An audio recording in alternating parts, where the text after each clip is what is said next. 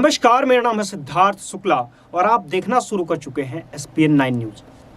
जैसा कि देश में पिछले 6 महीने से एक मुद्दा सबसे ज्यादा सुर्खियों में है और वो मुद्दा है देश की पहलवान बेटियों का मुद्दा, जो कि अपने मांगों को लेकर, अपने न्याय के मांग को लेकर लगातार संघर्षरत हैं या यूं कहिए कि लाचार हैं, दर दर भटक रही हैं और मारी मारी फिर रही हैं, क्योंकि उनकी बात सुनने के लिए कोई भी तैयार नहीं है। ना तो केंद्र सरकार, ना तो केंद्र सरकार के अलावा अन्य एजेंसियां, ना ही शीर्ष अदालत, सभी ने लगभग हाथ खड़े कर दिए हैं और देश की बेटियां अब खाप पंचायतों की शरण में हैं या यूं कहिए कि बस अपने बलबूते पर संघर्ष की लड़ाई आगे लड़ रही हैं।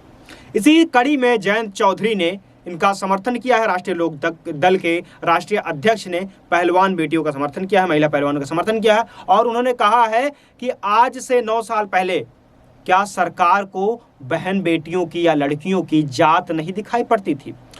लड़कियों की जात, क्योंकि लगातार पिछले अभी 9 साल पूरे हुए हैं मोदी सरकार के और इस दौरान उन्होंने कहा है कि 9 साल पहले से भाजपा का यह एजेंडा नहीं था। वे केवल और केवल प्रतिभा का सम्मान करती थी, लेकिन अब वह प्रतिभा का सम्मान कहाँ खो गया है? क्या जात पात देख करके, प्रांतीयता देख करके, राष्ट्रीयता देख करके, और सबसे बड़ी बात यह है कि लिंग के आधार पर लड़कियों के, जिस तरह से लड़कियों को कमजोर माना जा रहा है और इस तरह से लड़कियों के ऊपर उनकी बातों को कोई ध्यान नहीं दे रहा है, क्या अब ये सारी चीजें देख करके सरकार न्याय देगी?